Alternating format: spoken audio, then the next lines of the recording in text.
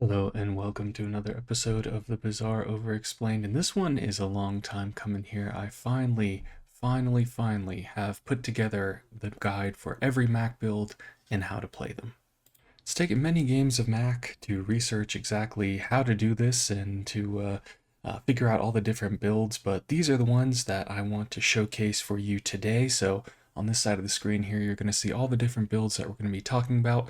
And we're going to be talking about some key late game items for Mac as well that kind of help tie the room together. All that being said, I know this is a pretty long video, so I'll have everything timestamped below so that you can jump back and around to it whenever you want to and then reference this guide later on in your runs. Before getting into each of the item builds, I do want to take a moment to acknowledge some key things about Mac that we should know before we dive straight into the hero. So the first one being, he's a very high skill ceiling, and that's going to go with your day-to-day tips and tricks that you need to utilize to basically fully maximize off the value of your items, and also for you to be maximizing on your synergies. It's really easy to kind of forget about a specific synergy on Mac, and he is very synergy focused, which is the second point here, that it's really worth considering when you look at your shop or when you're looking at a mandala, when you can transform your items. Consider, what should I be transforming? What items am I looking for? If I saw an item in the shop and it gets me a catalyst, should I just get that catalyst, spend the 2 gold so I can use this and save it for later? There's a lot of different ways that we can really maximize off Mac's items, specifically with the transformation mechanic. So it makes a lot of sense for us to want to think critically about each roll of our board in each day. Also, one thing to know about Mac is that he does have a pretty strong mid game, he does have a pretty strong late game, but the ultra late game, when we're getting into days like 13 and 14 and stuff like that, when we're facing off against like one-shot builds, Mac does not really thrive in this environment. So you don't have the same inevitability that you could on like a Vanessa or a Pygmalion by finding some like ultra powerful synergy. Generally on Mac, you find some really cool synergies that kind of play off each other and bounce and ping pong all over the place, but they take some time to rev up. So you're going to want to kind of win before that day 13, 14 mark. So you have a little bit of wiggle room in the late game, but realistically, once you start facing these super powerful builds from other characters, it's not going to work out so well for you. Another thing here, it's easy to go in too many different directions, kind of over speculate on multiple builds on Mac. Because of the nature of the hero, there are a lot of items that have one specific characteristic that then synergizes with another. Like, let's just say an item that has regen properties that is then going to give you poison on your opponent and stuff like that. So you think, okay, so am I a regen build, or am I a poison build, or am I a regen poison build? Well, if I'm this poison build, am I going down this poison track synergy? Well, maybe I have this item that really cares about slowing to charge my poisoning, things of this nature. It's like there's a lot of ways to kind of go down the rabbit hole a little too deep, but Mac doesn't really have the economy to kind of really aggressively spend on items in a way that will allow you to explore all those synergies, especially with some of the questing items that we're going to see. You're going to really need to be buying a lot of one specific synergy, and you kind of need to stick to it to some degree. There is room to pivot between different builds, kind of back and forth between maybe like 2 synergies, but once you start kind of going a little too deep into like the slow synergy, maybe that'll detract from your free synergy, whatever it might be, and you kind of just need to consider how much money you're going to be spending when it comes to exploring these different archetypes. Another thing here, we talked about that economy being hard to develop. There are some items on Mac that can help with that economy, but there's not a lot that's going to give you a huge injection of cash. It's going to be a lot of incremental cash building. So again, you're not going to have a lot of money. And with that number 6 here, managing what you transmute can make or break a run. So there are some enchants that are more powerful than others. I would say like a shiny enchant could be incredible for you, versus maybe getting like a poison enchant is not going to be as powerful in the late game. So you just have to kind of consider that, okay, if I only have a finite amount of times that I can transform items, which ones and which synergies should I really be hunting for here? Mind you, if you're in a crit build, well, maybe going and transforming a crit reagent is going to make or break your run. That's an ionized lightning. But at the same time, if you get a low roll on that item and you get like an hourglass and that is your crit item, well, maybe that wasn't so good and you should have tried to get some other more powerful synergy. There's just a lot to consider there. And then the last thing here is that Mac really rewards critical thinking about synergy. You're going to be in a position where your board can play off like specifically items that are looking for enchanted items. Well, enchanted items can be any enchanted item, and thus if you have like turbo synergies with your charging synergies that are going to be going along with those items that care about enchantments, there's a lot to consider there, and it's really easy to kind of miss some super powerful synergy. And if you watch my videos, you're going to see me do that. I really love it, and I mean this not in a sarcastic way. I truly love it when people in the comments also tell me what I missed so that I can go back into my runs and then realize how I could make my builds more powerful. So yeah, it really rewards critical thinking on this character. All that said, Mac is awesome. If you've never played him before, I highly recommend it. But again, it takes kind of some getting used to because this character is really different than all the other ones in the Bazaar. But let's go ahead and get into the builds. So first up here, might be odd to start this way, but we're going to go into quests. So there's these questing items that care about you specifically reaching a certain quest or completing a certain quest. And with that, it kind of goes and plays into all the different synergies and archetypes that we're going to see. Also, this is like the most AI art I've ever seen in my life. You know, I just go into Canva and I look at these things, but you know, anyway. So let's talk about our game plan. First, we're going to find a questing item early and get it online as fast as possible. So with this, there are a couple different questing items in the game that were introduced, I want to say 1 or 2 patches ago, and they're really fun, and they require you to complete a certain quest, which is generally buying a certain amount of items or having a certain amount of a specific status effect on your opponent in a single fight. With that, we're going to prioritize also getting a lot of money and aggressively going to our shops to complete those quests. So if there's an opportunity for us to like go to a neutral quest or a neutral stop on one of our days here that will allow us to get 4 gold compared to like getting a random bronze tier item in the early game, we're just going to take that 4 gold. We really want to utilize our gold to go to our shops to again aggressively get our quest item online as fast as possible. And then once it is online, we're going to want to enchant that item. There's a lot of different ways or different powerful enchants that we can put on these items, but generally we're looking for more damage or some survivability. With those, it's going to depend on what enchant that you get for your day, but this is what you really want to do is kind of maximize completely off that questing item. And hey, you put all that work into it, you might as well double down, And lastly here, your quest item will inform what synergy you prioritize. So if you're going to get something like an Idol of Decay, which is the poison questing item, well, you're going to go into the poison build and try and facilitate that. So pretty self-explanatory. So on screen here are a majority of the questing items that we have in the game. We'll look at howbazaar.gg in a second where we can dissect each one of these, or at least most of these, so you can get a feel of what we're looking at. But we're looking at something like an Internal Torch, Idol of Decay, Life Conduit, Sands of Time, Blank Slate, Tomb of the Ancients, Soulstone, Frost Totem. All these are going to ask that you complete a certain quest that is going to be built into the item, and then we'll unlock something more powerful within that item. I would say Eternal Torch, Idol of Decay, Life Conduit, Sands of Time, the one that we see on the top row there are the 4 most prominent ones that you're going to be utilizing, just because those play into 4 of the most prominent Mac builds and Mac synergies that you can have. In this bottom row here, and I can move myself, this Blank Slate, Tomb of the Ancient, Soulstone, Frost Totem, these ones are going to be ones that are going to be harder to enable just innately for what they do, and they're less important, I would say. Frost Totem is obviously very important in a free synergy build, but it's this top row here that we're going to be utilizing in a lot of our runs. So if we go to howbazaar.gg, we can go to this little tab here where we can filter out our items, and I'm looking at Mac quest items. And these are the ones that we are going to be seeing on that board here. So the first being, or first one I want to talk about is kind of like, I guess, 2 different ones, which is the Eternal Torch and Idol of Decay. These are very similar in what they do. So starting with the Eternal Torch, 5-second cooldown, it's a burn item.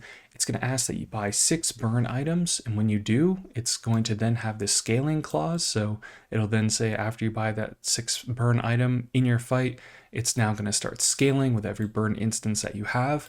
And then after this itself has 75 burn on the item, which you're generally going to enable from this sort of scaling, it'll have that +1 multicast. And we can get it at the bronze tier, which is something very important to note, because you're going to want to get this early, and then you're going to want to really prioritize getting it online as fast as possible. It's generally, once you get to like day 4 or 5, you find an Eternal Torch, yeah, you could go down the questing route of it, but generally speaking, you're probably going to want to do other things with your build. So just know that the questing items that you get here, kind of the 4 primary ones that we're going to be talking about, you're going to want to enable early and then play off those items for the rest of the game. You don't want to get them in the mid to late game. So we have that Eternal Torch, now that Idol of Decay, which is basically the exact same thing, just for poisoning. And then we have the Life Conduit, which is essentially the exact same thing, but it has a 6-second cooldown, but for regen. And then this one is a little bit different. This is Sands of Time. So the reason I bring this one up as being so integral to the Mac builds is there are a lot of items that really care about having slow synergies with them. Like slowing is going to enable something like a Fireflies, which we can go up and look at here. Can clear these filters, go to Fireflies. We can see something like this. It says when you slow, this gains +2, 3, 4, 5 burn for the fight and stuff like that. So there are a lot of items like that on Mac that really scale very well with that slow synergy. So just know that that's kind of why I think that this is the 4th big one. And it has a 6-second cooldown, but it has buy 6 slow items, and then this has +1 multicast. And then with that, it also has buy 5 relics, and this item is cooldown is reduced by 1 second. I would say the relic one is less important, and what you're going to want to do in a lot of cases here is, if you are going to want to play Tomb of the Ancients, which we'll talk about in a second, a nice thing that you can do is kind of like buy a couple relics here or there, save this trigger for this like 5th relic, or like put it on 3 or something like that for later in the game, so that you can buy the Tomb of the Ancients and instantly complete this thing here. So let's talk about Tomb of the Ancients. This item used to be more powerful. It was nerfed, but it is still very, very strong in that it has +1 multicast for each other relic that you have. So if you can enchant this with any damage dealing enchant, or if you are scaling damage based off of regen, Tomb of the Ancients is super powerful. And it has these 2 interesting clauses here: complete 1 quest on another item and then it starts poisoning, and then complete 2 quests on other items and then this starts freezing. So this item can be very important for our freeze build, as we'll see later. But the main thing to understand with all of these items is that I guess I should say not with these items, but one thing to know about kind of like the Bazaar in general is that when we're looking at poisoning versus burning, poisoning is generally not going to be as strong the later we get into the game, and just in general, because of how poison ticks. So poison does its instance of, let's say if we put 5 poison on our opponent, it's going to do 5 damage to our opponent every second. Burn, on the other hand, is going to have 2 ticks of burning. So it's going to do 15 burn on our opponent. We're going to do 30 damage over 1 second, essentially, because it's going to tick twice. And really with how it ticks down, I believe it's actually going to be 29 damage. But regardless of that, burn ticks twice as fast as poison. So when we see something that is poisoning, not to say that poison is weak, but we're going to need some semblance of survivability if we want to have a viable poison build, just because of the nature of how damage is dealt in the game. We can't always have this luxury of waiting for our opponent to be poisoned out. We need to have some way to offset the offensive capabilities of our opponent. So that's where Tomb of the Ancients can be pretty powerful, in that it's giving us a lot of regen, but I wouldn't count on this poison necessarily to be doing the damage we need in our games, unless you get this online super quickly. Other than that, some other interesting questing items to look at. The Soulstone, this one is a relic late game, which is good to know about, and also it can contribute to our burn, poison, slow, or freeze synergy.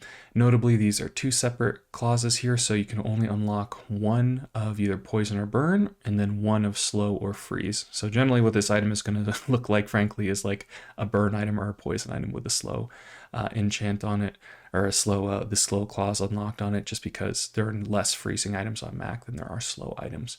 The really thing that's important about this item, the Soulstone, is the fact that it's a 4-second cooldown relic, and this is going to matter for something like our blank slate and our frost totem. So we'll look at the frost totem first here. This is our one of our last questing items we'll look at. It is a bronze tier questing item that has a pretty high cooldown, and the thing to know about it is you really need like a sapphire, which is going to increase its freeze capabilities. And it's pretty hard to enable this buy for freeze items clause, just because, again, there are not that many freeze items on Mac. But this is pretty key to your freeze build, and thus this can be a relic that you build around or a questing item that you build around.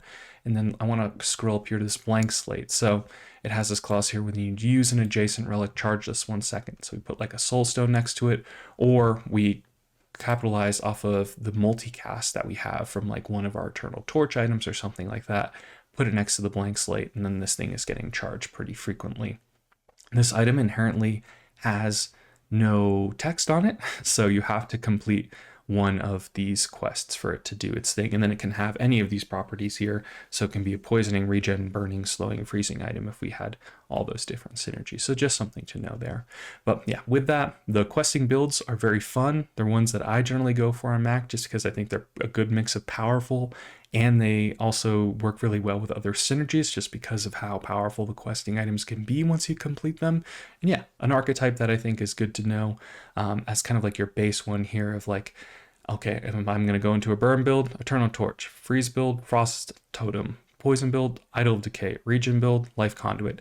These are all build arounds in their own right, and they slot into the different builds that we're going to see later.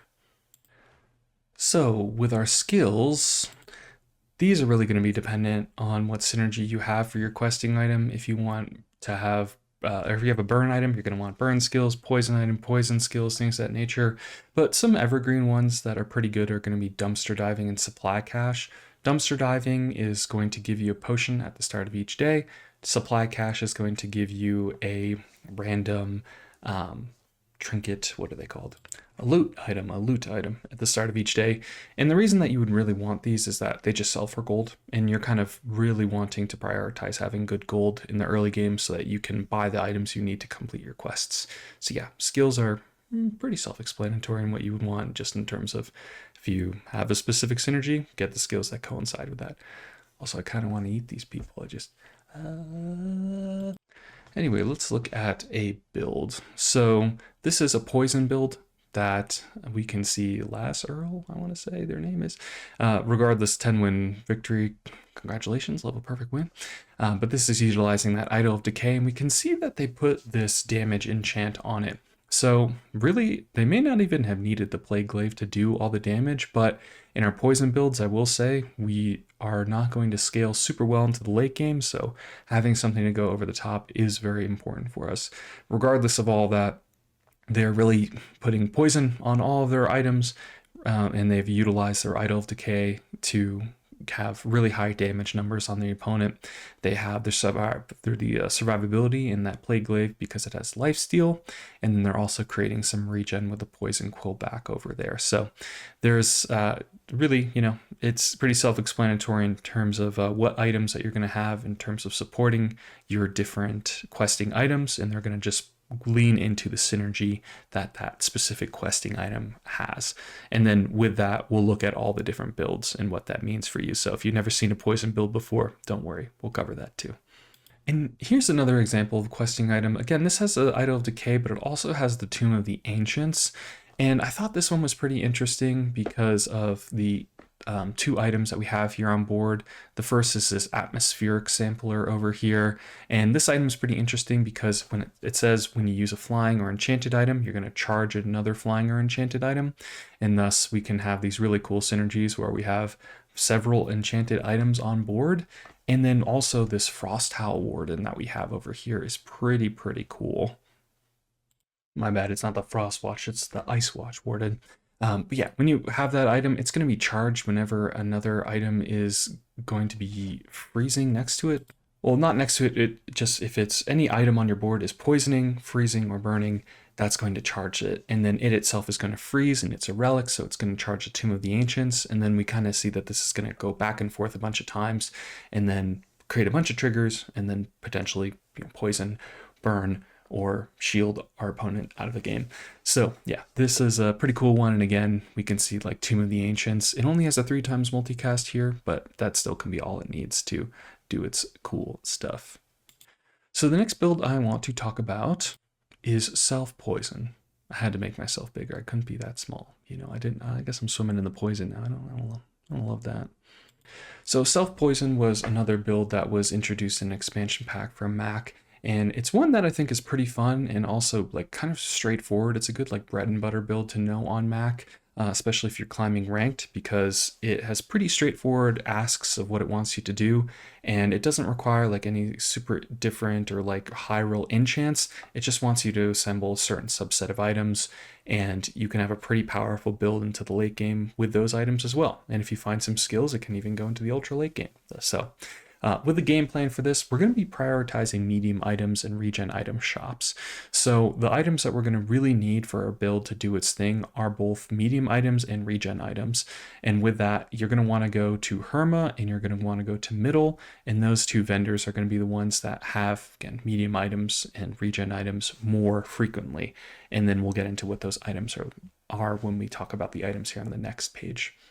So the next thing here is Spider Mace is king. So what this means, and we'll look at it in a minute here, is Spider Mace, the item, is going to be charged every time we poison, and we're going to be having a lot of instances of poisoning ourselves. So Spider Mace is going to see that, and then it's going to go off like crazy. So it can be a really huge enabler for this build. I will also say, I talked about how the build can be viable in the ultra late game, but really without the right enchants and the right skills, it's going to fall off because it takes a lot of time to kind of rev up that engine of putting enough regen on yourself and putting enough damage on your board and putting enough poison on your opponent to really do its thing. There are some ways around this with some items that we'll talk about, but generally speaking, I will say that this item build does fall off on, again, that like day 13, 14 range. And then lastly here, this rapid injection system or wild quillback, those items are integral to what we are doing.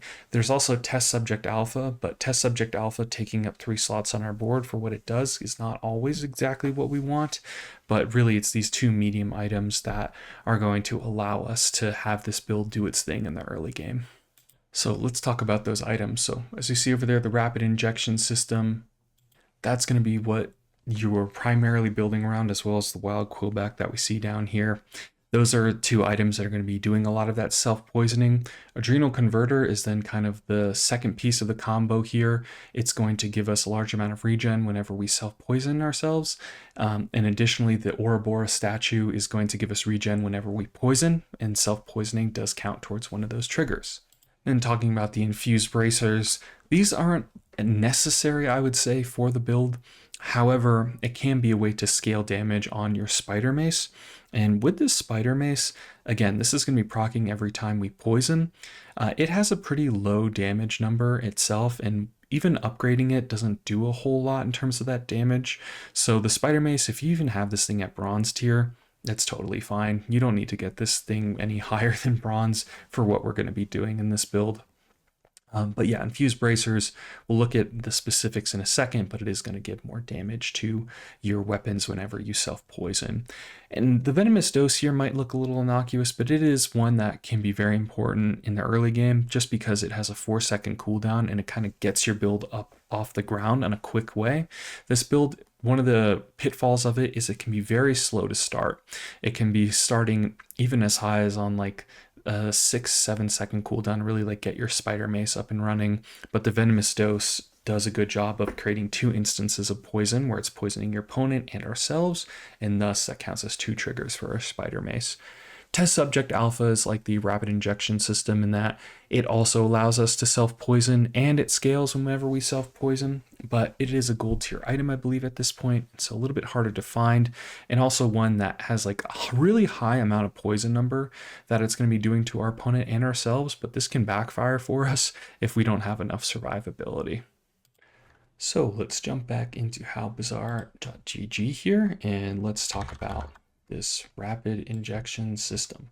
So this is the really pivotal clause here where it says when you use an adjacent item, poison yourself for these values and gain regen.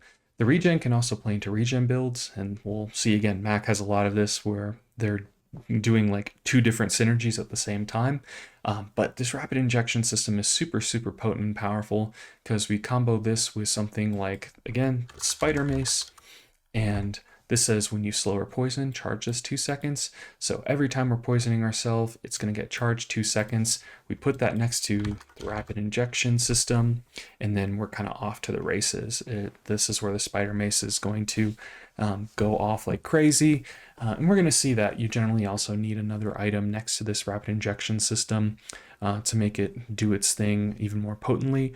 But on Mac, it's like not really that difficult to get 2 Spider Maces compared to other characters, because on Mac you have the ability to transform your small items really frequently, and thus it's not uncommon, and we'll see this in some of our examples, to have 2 Spider Maces that you just put on either side of the rapid injection system, and then this thing, it just keeps going off like a machine gun. And with that, I want to note here that we can look at these values. So when we use an adjacent item, we poison ourselves for 4, but we're only getting 2 regen in return. And regen ticks on the same second that poison does. So if we have 4 poison and 2 regen, we're going to be taking 2 damage overall, because they're going to be healed for 2 at the same time that we take 4. So we're going to take 2 damage. And that's where we kind of need to offset that. And how we offset that is with the adrenal converter. So 6-second cooldown, we don't really care about this clause too much, but we care about this one, which says when you poison yourself, you're going to gain 10, 15, 20 regen for the fight. And this other clause here is super potent, which is haste another item for 1 second. So if we can also find a way to increase this haste, which is, I believe, with the item the rocket boots, we can increase this haste an item to make this 2 seconds. This adrenal converter rather can do some crazy things on our board, and it's going to allow us to make an enormous amount of regen on ourselves, which will be really powerful in the mid and late game. And then that haste clause is also really good for us just to make our build go off even faster. Another enabler here that we should also talk about is this wild quillback, which I'm sure I misspelled at some point in this presentation now that I think about it. But it says when any player uses a weapon, poison that player for 3, 4, or 5. It also says when you use a non-weapon item, you gain regen. So one thing that really differentiates this from the rapid injection system is that it has this clause of when you use a non-weapon, you're going to gain regen. So if you're only trying to do the Spider Mace thing, you're just going to be poisoning yourself a bunch. And yeah, that can be good, but you will probably want a way to offset that poison. Also, the rapid injection system doesn't necessarily need a weapon to do the self-poisoning. Wild Quillback does. And you can play both of these on your board, but I would really advise that you save the slot, these 2 slots that these items take up, and put something else, again, like an adrenal converter or an orb or a statue there, just because it's kind of overkill and you're going to hit an internal cooldown in the game that's not going to charge your items any faster, essentially. There is a set limit for how fast an item can be charged, like the Spider Mace. So it's not always going to be to your benefit to have the rapid injection system and the wild quillback on the board. Another item that I want to talk about here is the test subject alpha. So it again is an enabler in that it says when you use an adjacent item, poison both players for 30 and 60. But again, 30 and 60 is a pretty large amount of poison for what we're going to be doing. Again, with our Spider Mace, it's pretty trivial for us to be triggering like the Spider Mace like every second or every second and a half. So that's a lot of poison buildup. And it also says when you poison, this gains plus damage for the fight equal to the amount poisoned. So this test subject alpha is going to be really doing a ton of damage, and it has a pretty low cooldown at diamond tier. And I would advise you that if you get this test subject alpha, yeah, you can put more offensive enchants on it like toxic or fiery, but if you put restorative on this thing or shielding on this thing, it's going to help you out tremendously, again, offsetting that damage you're doing to yourself, but additionally just keeping yourself alive so that the poison buildup on your opponent can do its thing. So now just quickly going over some skills, and we'll look at them a little bit more in depth in a second here, but things that scale with self-poisoning or just poisoning in general are going to be good for you. So something like an exposing toxins that asks you to poison, and that'll create crit chance on your board. That's pretty good. Toxicity is also another one that's super important. Again, you're not going to be able to find all of these in your runs, not every day or every time you go for this build, but if you can find any of these, they're going to go a long way. Toxicity specifically is pretty impactful in that it turns every poison trigger into increased damage on your weapons. So it's kind of like having a poppy field in a skill, which is really cool. But yeah, just popping back to howbazaar.gg here for a second so we can go to the skills tab. And then we can look at our poison max skills. So yeah, exposing toxins gives us more crit chance. Poisonous opener doesn't really do a whole lot for us. Neither does biohazard, frankly. But retaliatory toxins can be really good in that we're poisoning our opponents whenever they're using an item, so creating more triggers for us. And then in terms of other skills we can look at, you know, it does in some way make sense to have like a little bit more poisoning on our board, just in that when we our self-poisoning items are probably also going to be poisoning our enemies too. But just know that it's not super necessary, and in fact it can kind of backfire and be your demise if you have too much poison on your self-poison build, so it's kind of like a fine balance here. I would say not to really prioritize these, and instead look for other ways that like your poison can do other things, like even like a paralytic poison having a freeze trigger when we're going to be doing poisoning here, or our poison can be charging our other items. Toxic Flame can be very interesting in that if we have just one other burn item on our board, we're going to create so many poison triggers that that burn item is going to go off pretty pretty handily here. But again, toxicity I would think is the one that you should be looking out for most of all. It is a silver tier skill, so just know that you're not going to be getting this very early, but yeah, when you poison, your weapons gain more damage. This one is super potent and powerful for us. And here's an example of this build, and my apologies, I normally have the name of the person whose build I have or have taken this from, or the screenshots from. I go into the Discord for the Bazaar and see the builds that people post there, and that's how I source all of these. So if this is your build, please let me know and I will put your name in the video. But with that, we can see kind of this example of what I was talking about with our spider maces and rapid injection system. So, you know, we have a rapid injection system and 2 spider maces, which I know seems like a crazy high roll, but it really is not on Mac. Again, there are a lot of ways for us to transform our small items and find 2 spider maces. And then we have the wild quill back here, which is not super critical for us, but it can be pretty good here. So basically this is going to go off, and then, or one of these is going to go off, and then it's just going to keep pummeling our opponent, creating a lot of poisoning triggers and things of this nature. The wild quillback and the rapid injection system will both self-poison us. And what I imagine here is that this blank slate and that the soulstone here have slowing properties on them because they've completed that quest. So thus they have, which I want to say, this is an ambergris, this is amber, just amber. And that's going to increase the amount of slowing that these 2 items are going to be doing. And whenever we see a slow trigger, again, we are going to be charging our spider mace. So these things are just going off a tremendous amount of times and doing a lot of damage to our opponents. Okay, next up is regular poisoning. We have self-poisoning. Now we need to talk about just good old poison. So like I said before, poison itself as an archetype does not scale super well into the late game just because of how long it can take to do damage on your opponents. So this is kind of one that you're really utilizing in the mid game. You might be pivoting off of this one, to be honest with you, when you see a more powerful synergy. But to this first point here in the game plan, you're really going to want to enable poisoning through a different modifier. And what I mean by that is there are items in the game that are going to scale their poisoning through you doing something that isn't poisoning, something like a nightshade, which we'll look at in a minute, but it says that whenever you gain an instance of regen, this poison item is going to gain a larger amount of poison. So you can go like all in on poison builds and have every single item on your board be a poisoning item, but really it's going to be more powerful if you find an item that synergizes with doing another effect to increase the poison damage. So just putting that out there. And again, here we're going to really want to win early. Poisoning alone does not scale into that late game, so this is not a build that you're going to be wanting on day 13, 14, really even day 10, if I'm being honest.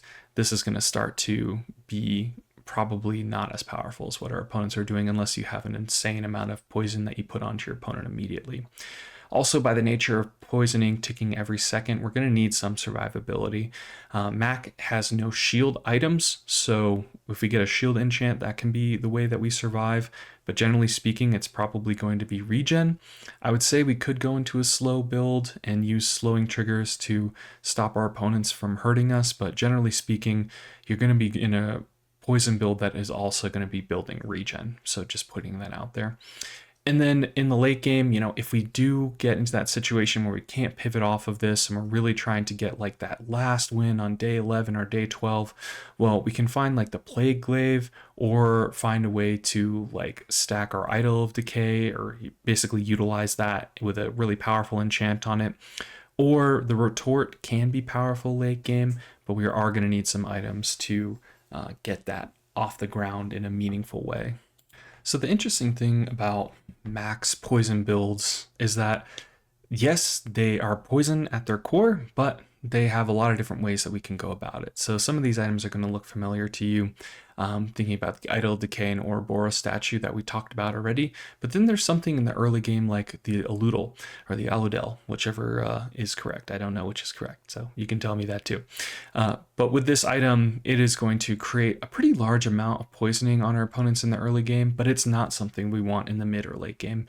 This item itself, has basically like a 3 times multicast of poison, which is good again early, but it's not a high enough number inherently to be on our board in the mid to late game. Yes, there are ways to create some synergies where it could be more powerful, but generally speaking, if you have this on your board past day like 4, even you can maybe get away with it on day 5.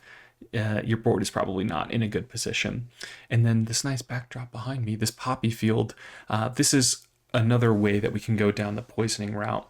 So basically the poppy field is going to turn every instance of poison into more damage on our weapons. So we're going to combine it with something like the good old spider mace that we see down in the corner there. That is going to be super powerful for us. So our spider mace is triggering a lot. It's getting more damage every time that it goes off.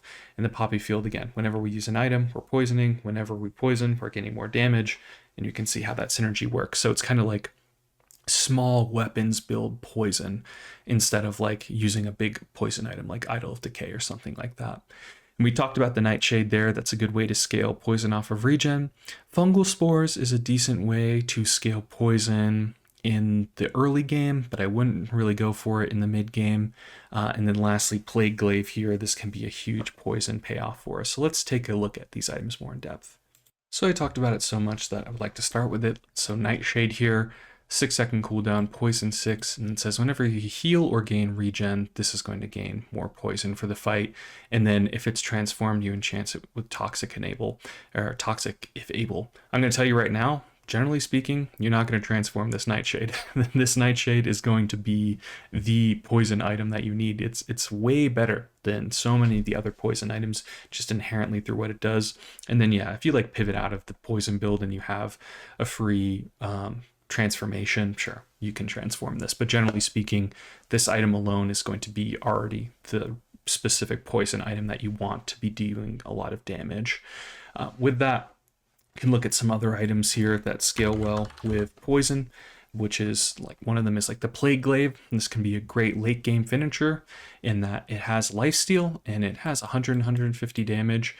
It's gonna buff the poisoning on your other items here. And then this is really the big clause. It says for every 20 poison on an enemy, this has +1 multicast. And if you can get this going off before that 8-second mark, it's going to be great because it'll keep you alive. But because it has this lifesteal property and it has so many instances of multicast that we are going to be going off with this thing, this item really solves kind of two problems that you have in the late game with your poison build.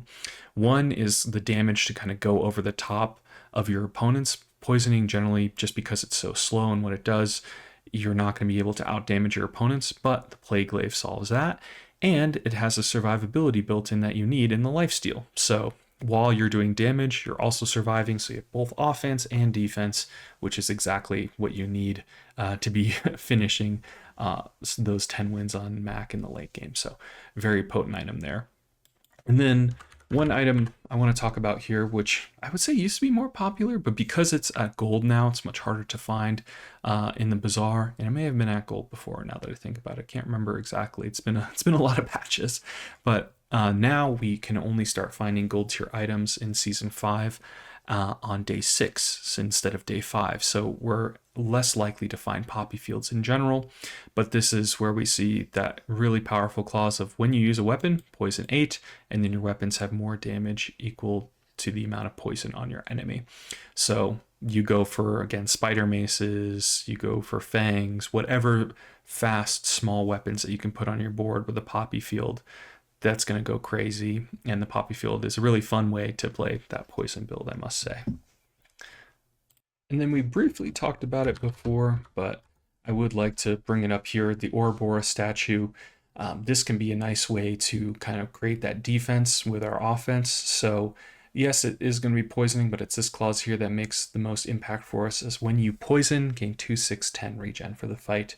And really, silver tier is kind of whatever, but once you get it to gold tier, 6 regen for every instance of poison is a pretty high amount. So this item can be very powerful for us for sure. And just to jump into the skills here, so with this, it's going to be pretty self-explanatory, I would say. If it's a poison skill, you probably want it. But with this one, having that improved toxins or final dose, something like that, where you're just increasing the raw poison numbers on your board, is really potent for us. Toxic shield can also be really impactful in that it's going to convert, and when we hit half health, some of the poison that we have on our enemies into a shield for us, which again, the poison build needs some semblance of defense, but we can look at these more closely. So just looking at these poison skills here in howbazaar.gg, with that, we're not going to be caring too much about like chemical fire, stuff like that. Creeping toxins, slowing is not generally going to be some way that we convert slow triggers into poison. Again, it's mostly going to be regen, so we don't care too much about slow and poison items, or slow and poison skills as well. But yeah, just like general poison skills, we're putting more poison on our items is kind of what we want to see here. There's a lot of different skills that do that. There's cross synergies here, especially when we talk about like toxic flame or sick burn, where you can get like one burn item and a bunch of poison items, or the other way around, you can have a bunch of burn items and one poison item, and then they're going to scale each other very nicely here. We talk about toxic shields. First time you fall below half health, you shield equal 2, 3, 4 times the poison of your enemy, which can be really important for us. Again, we just need a little survivability when we're in these builds, or a little to a lot, frankly, to make sure that we're going and doing what we need to do with them. Also, having something like Toxin Injector can be pretty powerful. Just understand that a lot of these skills that are going to be hasting our items for kind of hitting a certain clause there, most of them, not all of them, but most of them are going to just be hasting like 1, 2, or 3 items, and it's just not as powerful as it was like 3 seasons ago or 2 seasons ago even. And then yeah, if we can find skills that have a cross synergy with regen, we generally want to do that. So having Venomous Vitality is a diamond tier skill, but you have regen equal to half the poison on your enemy. That's very potent. And then Vital Renewal, I would say, is a pretty important one too, if we can find it, where it's converting poison triggers into increased regen on our items. So Vital Renewal can be the exact skill we need to have the survivability we're looking for. So back to the example here. It's the one we saw before. I thought this was just such a great example of what we're looking at.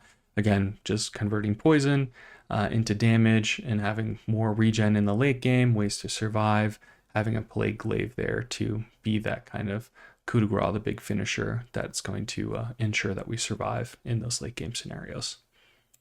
And next up is Regeneration. This one, I think it's maybe like my favorite builds on Mac, just because there's so many cool cross synergies in a lot of ways to really increase the numbers in very significant ways. So I don't know, I love the regen builds on Mac. And how we play this in the early game is we generally find a regen item and that we either start stacking or we have a powerful regen synergy. Um, with that, we don't need to necessarily start stacking in the early game or even in the mid game, because there are powerful enough regen items that just innately do a lot of regenning in the later portions of the game. So it's not super necessary that we find like a life conduit or something like that. But with our life conduit, that'll be a great signpost for us to go into these regen builds. And then know that these builds are viable at all phases of the game. But again, Mac kind of struggles in that like day 14, day 13 plus region where your builds generally need some time to get off the ground compared to like the one-shot builds of your opponent. Stell even has like a lot of one-shot items at this point. It's pretty crazy, but Mac just does not have access to that in the same way. But through every other phase of the game, this regen build is going to be really, really powerful. And know that in the early game, you can win off just regen alone. You should try and find like a payoff, like a Nightshade or something like that, but just regen alone can just be enough because your opponents are not scaling their damage in the early game, and then realistically they're just never going to put enough damage on their board to one-shot you. There might be a scenario where like Vanessa's can do that with Orange Julian, or Dooley can have in the early game ways to get up there, but realistically having only regen and having just like 200 regen in the early game, you're not going to be sweating those early game fights. So the regen can carry you in those ways. And with that, aggressively search after that level 6, or I should say day 6. This should say day 6. I can change that. You know, normally I save my edits for the green axolotl, but that's okay. Anyway, yeah, aggressively after day 6, we're going to be searching for regen damage based payoffs, and there's some really super potent ones at that day 6 mark. The reason, again, that day 6 is important is because that's when we start to get access to gold tier items, and it's those gold tier items that have that super high damage payoff.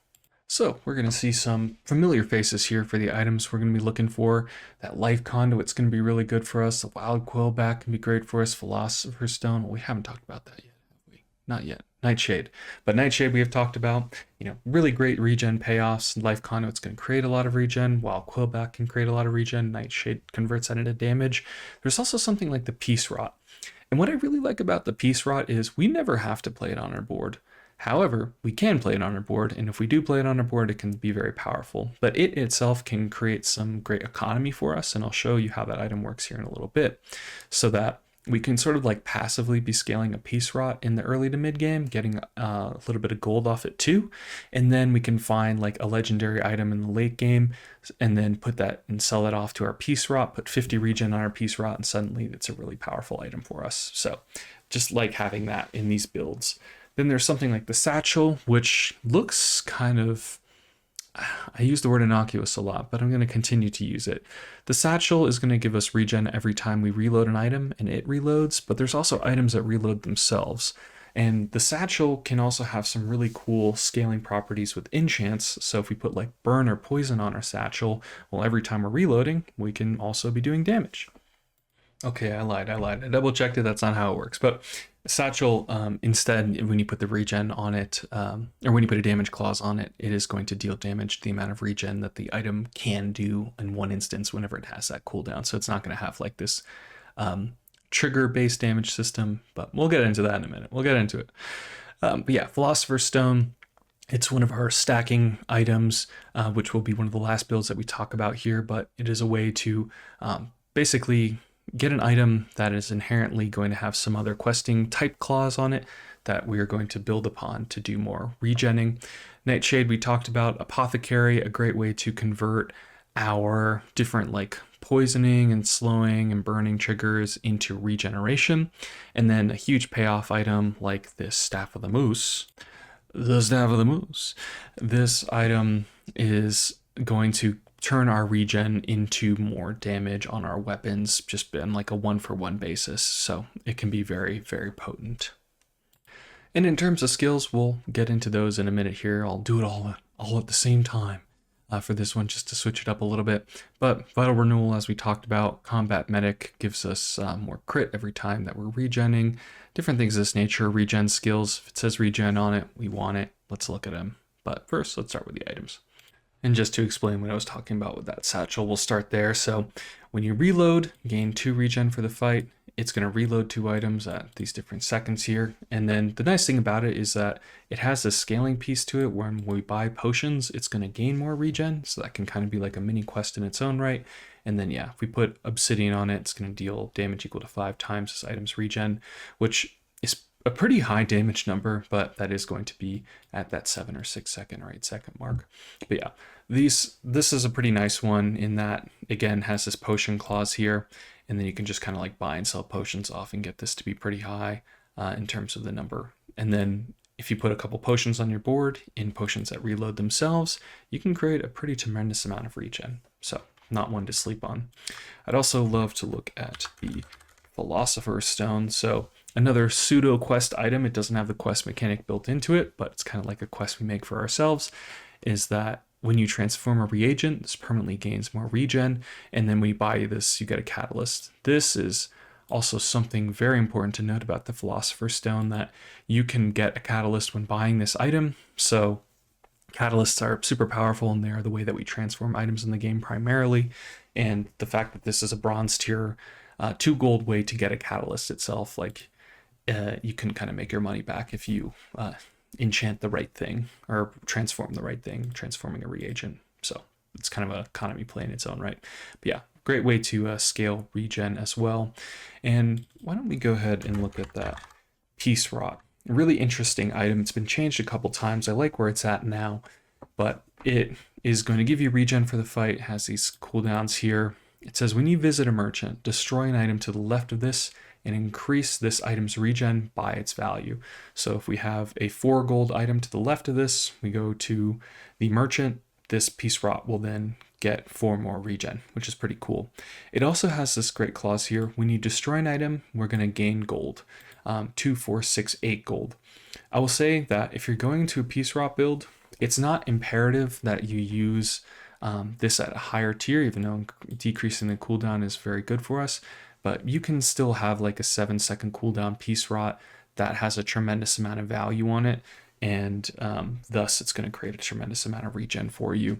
But really what I like to do is I like to get the Peace Rot. I like to get it to at least the silver tier, so we can start getting 4 gold for every item we destroy, and then just start destroying like our small loot items, and just kind of doubling their value. So if we get a small bronze tier item that's going to be worth 2 gold, then we sell it to the Peace Rot. And yeah, the Peace Rot only got 2 regen on it, but we just netted another 2 gold. So we turned 2 gold into 4 gold.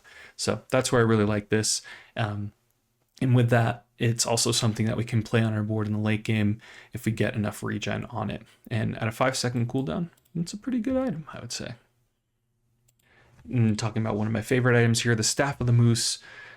It is 10-second cooldown, multicast 200 damage item, whatever. We don't care about that. What we care about is that your weapons have plus damage equal to your regen. So we can get whatever weapon we want and just have a bunch of regen.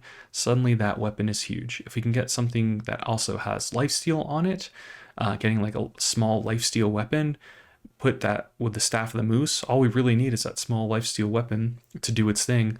We're going to create a ton of regen on our board from our other items, and then we're just converting that regen into straight damage, which I love. Also, the Staff of the Moose has this cool clause here. It says the first time you fall below half health each fight, you take no damage for 1 or 2 seconds and you gain a bunch of regen. This, I will say, by the time you get to the late game, you're going to be in the one-shot build territories where this will no longer protect you. If your opponent has the means to, again, one-shot you, it'll completely bypass this clause here. So if they are like a burning build, this matters, sort of. Mostly it's going to matter if you're facing like someone who's also scaling weapons or like has a weapon-based build in the late game or is doing some poisoning. But yeah, know that this looks really powerful, but kind of plays out to not be so powerful just based off when you get this item, but it can certainly win your win your battles or whatnot. But yeah, it's really this clause down here that we love and want to see. And jumping into the skills here, so again, love this little feature here where we can go to howbazaar.gg in the skills. We can look at some specific max skills. I would say that when you're looking at skills, you don't really need to get like healthy lifestyle or things that are going to add more regen to your board, like regenerative and things of this nature, just because Mac has ways of creating so much regen on the board that these get quickly outclassed by just the items that you have. I mean, it's not bad to have these by any stretch of the imagination, but just know it's not like these are going to make a huge difference in your runs. Really, what you're going to be wanting to do is finding a way to kind of convert that regen into crit chance or into damage. So we can go to the regen reference here. So yeah, combat medic, gaining regen, gaining crit chance. Essence Flow is basically like having a Staff of the Moose. Your weapons have plus damage equal to your regen, stuff like that. So just understand that, yeah, like your vital renewals of the world, they can be good, but realistically, you're wanting to find something where you can convert your defense into offense. So looking at an example build here, we can see where we have a Nightshade that is going to be our primary way of dealing damage. We have our Life Conduit that's doing a bunch of regenning, our Pendulum, which is working with our fungal spores to increase our poisoning on our Nightshade, and then we also have this Memento Mori that can keep us alive when we hit 0 health for a little bit, and it'll give us a bunch of regen too. So yeah, just understand that, again, you can have a bunch of regen, but you do need to find a way to convert that onto into damage in some way. And I don't really know how this build played out, but you know, I would even be tempted to put this Nightshade right next to the Pendulum here. And the Pendulum says when you use an item on either side of this, you're going to charge the other item on the other side of it. So if we could, you know, potentially even charge our Nightshade up a bunch of times, that could be pretty cool. But, you know, this probably played out very effectively as well. I'm just thinking about how the skills factored into this. Don't really know. But regardless, yeah, regen, have a bunch of regen. That's your defense. Convert your defense into offense. And that's how these builds work. And here's a pretty crazy one that I wanted to highlight too, where we are kind of utilizing that self-poisoning aspect to turn that self-poisoning into damage. So we are going to be self-poisoning ourselves when these spider maces go off. Our wild quillback will see that, we'll poison ourselves. Then the adrenal converter will go off. So then we're going to create a bunch of regen on us. And then these are going to go back and forth. They're going to do their thing. Also, you know, these have some nice damage numbers and modifiers on them. And then with the sunlight spear, we're going to convert that regen into damage because the sunlight spear scales its damage based off the amount of regen that we have. So just pretty cool ways to create a bunch of regen in that self-poison archetype, but then we're self-poisoning to create a bunch of regen to then be in the regen archetype, and then that'll do damage. So this is what I mean where Mac has a lot of cool cross synergies that we can play around with. All right, next up here is slow. Look at that guy. Look at that guy. That's a great guy right there. So the slow is a pretty fun build, I would say, and with our general game plan for it, we're going to aggressively search for small slowing items early, and then we're going to find ways to convert that slow into damage. Notably, there are not that many ways to convert slow into damage on Mac, but the ways that we can do it are potent, and they're across enough items that I would say that if you have gone down the slow archetype, that you will probably find at least like one way to convert slow into damage. So it's not like what we kind of saw before on like a Pygmalion with their freeze builds, where there were very few ways before to convert freeze into damage. Now there's like a genuine, really, there's enough genuine ways of like making the slow build do enough damage to where it's worth going down. Also know that one of the most powerful items that you can have in the slow build is the Sands of Time. But it's not necessary. There are a lot of other good slow items, and there's enough high density of those slow items to where the Sands of Time is not like a must for these builds. And surprisingly, this build does kind of fall off in the ultra late game. This is a common theme among Mac in general, is that a lot of your builds, again, they're ramping up. They're going to start off a little bit slow, and then they're going to start scaling really exponentially. But again, against like really high damage one-shot builds, we just don't have a good way to answer those. And slow is fine in what it does, in that it basically doubles the cooldown of your opponent's items, but it's still too slow. The slow build is too slow. Who would have thought about that? But regardless, it's still very powerful in the late game before that day, like 13-14 mark.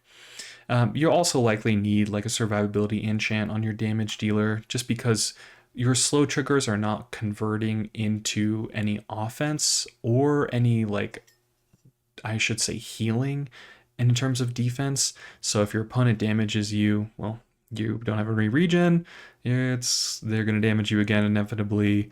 You're going to want to have some sort of defense with your offense. But generally speaking with these builds is you're going to start with that offensive item first, and then you're going to put some survivability on it. So it's not kind of like what we see with the opposite with the regen build, which you get the regen and then you get the damage. Oh man, and I know I love the slow builds because whenever I see these items, I just start to get excited. So, Sands of Time, as we kind of talked about, and the questing is this questing slow item. You're going to you're going to do a lot of slow triggers. The very interesting thing about slow trigger items is that, like that Sands of Time and that Incense, they'll have these clauses where they will slow multiple items. So they'll slow like 2 or 3 items. Every one of those items getting slowed counts as a separate instance of slow trigger for our items that want to see that. So for our fireflies, like we looked at before, if we slow 3 items at the same time, that's 3 triggers on our firefly. So very important there. Smelling salts is one of the key haste items that we can have for this archetype. Generally speaking, what you're going to want to do is you're going to want to put like your smelling salts on your incense or on your Sands of Time to create more slow triggers. And because a lot of the how should I say this, like the Magnus's Femur is an item that we'll see here that gets charged every time we slow. But if we don't have enough slow triggers to enable our archetype to work and convert into damage, then it's not going to be very effective. Like, our refractor is going to get increased damage every time that we slow, but if we just haven't slowed enough, it's not really going to matter. So the name of the game here is slow first, and then you'll have that like higher cooldown damage item go off. That'll be the way that you win the game, but you want to create as many instances of slow as you can. The amber above me here is pretty important too, in that it increases the duration of the slow on your slow items. And then earrings here can be a very potent one because it's going to give you increased survivability, give you increased max health every time it goes off, and it's going to get charged every time that you slow. So let's go back into howbazaar.gg here. Again, looking at that amber, has this clause here, your items slow for 1 more second. Bottle tornado, we don't really care about. Incense again here, when you are increasing the levels on this thing, it's going to be slowing more items, which is really important for us. Also, macroscope is a pretty interesting new item that got added to max slow pool, and it's because it has this +1 multicast for having these other items on your board, and having a multicast slow item is exactly what we want. But if we can get this thing to like that 5 times multicast, it is sort of better than an incense in its own right, because it can have a lower cooldown and it can be slowing even more items and creating more slow triggers. Moth meal can also be important for us as just like a slow reagent, creating small items that have the slow enchant on them. But with that, we talked about the Sands of Time here. Another one that I didn't have on that list of items but is still pretty good to know about is the thrown net. Know that the thrown net is very hit or miss in what it does, because it wants your opponent to have weapons or friends, and we can't guarantee that that's going to be on our opponent's boards. So generally what I do is if I have the money, I'll buy the thrown net, and before I get to or go into the fight for that day, I'm going to see what character it is. If it's Vanessa or Dooley, I'm going to put the thrown net on board. But if it's Mac, if it's Pygmalion, if it's Stell, I'm not going to put the thrown net on board. I'm going to put my other slow items, because you really need this to be at a really high threshold of how many multicasts it has to be worth it. Thinking about our other items here, like let's say that we have a macroscope and an incense on board, and both of those are like at gold tier, well, incense is going to be slowing 3 items. Let's say that we have another 3 ways to put like 3 more multicast on this macro scope. So we have 6 triggers of slow. We would need the thrown net to have seen 5 weapons or friends on our opponent's board, which is not a guarantee. But if we get past that like 6+ threshold, then the throw net starts to get pretty insane. But just know that this item is not always going to be the end all be all of what we want to do. And with that, it's good to look at our payoffs here. So again, earrings, it's going to get charged every time we slow. It's going to give us more max health. Fireflies, more burn. Magnus Femur is probably the big payoff for the slow build here, in that it's going to get charged every time you slow, and it's going to gain increased damage every time you slow. Don't look at this 16-second cooldown. Don't let this fool you. This thing is going to go off like crazy. And then in the early game, we can also use like a refractor or a spider mace, but primarily the refractor to turn that slow trigger into a lot of damage. I will say a bronze refractor, probably not where you want to be. Getting this to silver and gold tier is where this is going to start doing its thing. Generally, but the point that you get this to a diamond tier is where your build is going to start falling off. 6 seconds isn't the fastest, isn't the slowest, but you're probably going to want to have replaced this refractor with like a femur at that point, or some other very powerful synergy. So just throwing that one out there. Jumping into the skills here, so go to our max slow. These are not going to matter as much here. You know, charging your slow items can be important here. This is generally pretty negligible, but it's kind of these slow reference skills that we're going to see more impactful things. I would say slow and steady is probably the big one that we want to look out for, which says when you slow, your weapons gain more damage for the fight. Also slowed targets, where we're saying every slow trigger means more crit chance for the fight. And then it says your items, not your item, so it's going to be stacking across your entire board. So just looking out for those two, I would say, are kind of the primary ones here. Temporal Strike can also be very good if we're playing like a Magnus Femur build, or we have a Refractor, in that it's going to have a pretty decent amount of cooldown reduction on those items. So I would say look out for those. I'm going to give you an example of what this can look like. So we have our Sands of Time, we also have our macro scope here, and then we have our pendulum. So pendulum is going to be having our Sands of Time, charging our macro scope. These are going to go back and forth, creating a bunch of slow triggers on our opponent's board. And we have a cooldown reduction item over there with the jetpacks, or with the jetpack, and then we have our femur over here that's going to see all these charges, convert that into damage. And then we have this runic potion here, which is really important because it's going to turn our femur into a lifesteal item. So we're going to have our offense item be our defense item. We also see the temporal strike skill down here. So this is a pretty low cooldown femur that's going to be popping off, going pretty quick, and doing a lot of good damage and healing for us. Next up here, we have the burn build, which I'm going to be the first to say, maybe not the first to say, but I'll say it first here. I don't think this build is the most powerful currently in the Bazaar for Mac. It is good in the early to mid game, but generally not in the late game. Let's talk about it. So it can be very potent, but you need key enablers to make it work, and it's not easy to create a critical mass of burn in the early game on Mac. You're going to need something like candles, or even enough slow triggers on your fireflies to have that kind of critical mass of stacking burn that you need to really win your fights. So just know that you kind of need to have not the perfect storm, but you need to have the right set of items to make sure that it works effectively. And again, this build is going to fall off in the late game. That just kind of is what it is. There are not too many ways on Mac right now to do like a huge burst of fire damage up front. Generally speaking, again, we're like kind of building that up and stacking it.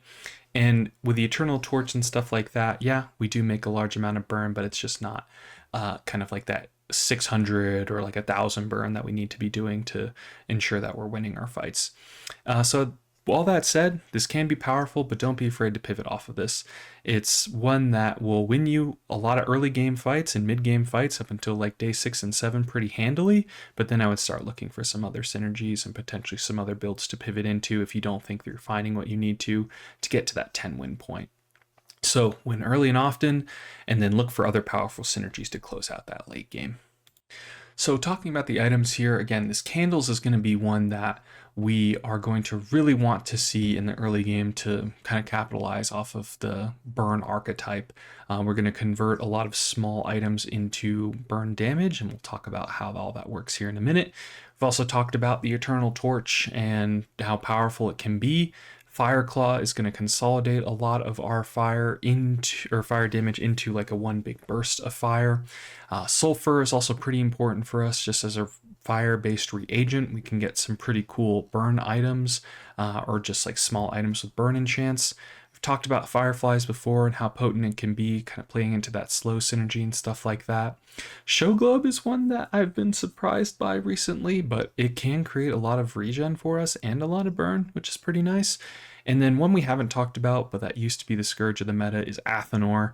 And this is going to burn our opponents every time we use a potion. But let's look at these more in depth. So let's start first with candles here. So 9-second cooldown is going to burn 8, 12, 16, 20. And then it says when you use a small item, charge this 2 seconds. And that's the big clause there. We don't even really need powerful small items. We just need small items that have really low cooldowns, and then the candles can do its thing. This is kind of like an early game build around that'll really overperform, frankly, compared to a lot of other builds as well. It's a really good way to kind of consistently win in the early game. Another item I want to talk about is Athanor, which is now at gold tier, but when we use a potion, we're going to burn 12 or burn 20, and there's ways to like recycle our potions with like the recycling bin and stuff like that to make new potions. Athanor can also reload adjacent potions. It's also nice that it gives you a catalyst on each day, but at that 5-second cooldown, reloading is not, this is not the best reloading item there is, but it's really taking advantage of this burn clause here. We can be at that point where we have like a lot of like not super powerful potions, but they just have low cooldowns, and then we are going to be burning our opponent out with just whenever we use them. So this is a very real item, to say the least, in the Bazaar. Another one for us to also see here is the Fire Claw. So it's interesting in that it has plus burn equal to 50% or 100% of the burn of your other items. So if you have you have 5 burn items that each have 5 burn on them, that's 25 burn total. That means that your Fire Claw at Diamond tier is going to have 25 burn on it plus 10, so 35 burn. So it's a nice way to kind of consolidate that burn and do one big push of burn on your opponents. And then talking about the show globe here, so 7-second cooldown, burn 4, gain 4 regen item, but it says when you use a potion, this gains more burn and more regen for the fight. And honestly, 8 burn and 8 regen are pretty high numbers at gold tier. Getting to 12 burn and 12 regen as well, this item can be pretty impactful. I would say it's one that's never really been that playable in the Bazaar before, but it could be like okay. But I think genuinely now the show globe could be at a pretty good spot, and it kind of plays into that potion synergy. So before you get your Athanor, you can play the show globe and then kind of have this big burst of regen and burning that can be really potent in our builds. But we're here. Let's click the skills button. Let's jump into these. So go into Mac, go into our burn skills. So there is this one the nice one here. It says when you use an ammo item, burn 2, 3, or 4. That's basically like having an Athanor in a skill. It's just that that burn number is much lower. Additionally here, finding ways that we can do burn with large items, it's not going to matter too much unless we have Athanor, so I wouldn't worry about like First Flame. We can look at some burn reference skills here. So this is where it's more important to have higher burn numbers on your items. You're not going to be scaling burn inherently unless you have that torch. So having that kind of critical mass of burn, like a chemical fire is going to do a lot for you. The fiery skill, the final flame, these sort of things are going to do a lot for you early game. We also see that something like explosive potions, the first time 4 to 8 times use a potion each fight, charge a weapon can be nice. If we have like an obsidian enchant on one of our items, or have like a weapon potion, that can be really good for us.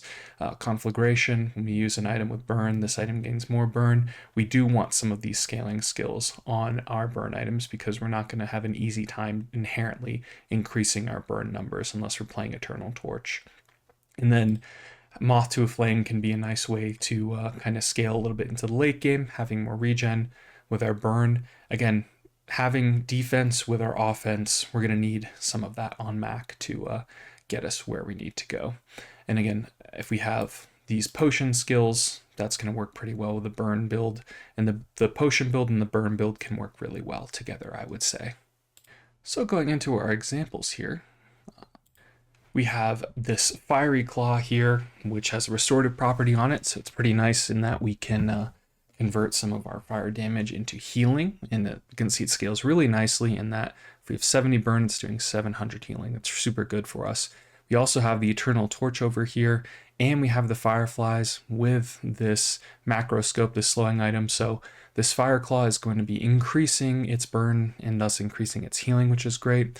We didn't talk about it, but the Ruby can be very good just in that it adds a lot of burn damage to your other items. It'll scale and give, I think it's like 2, 4, 6 or something like that burn to your other items. And then we have the scales here, which are going to be charging these other items.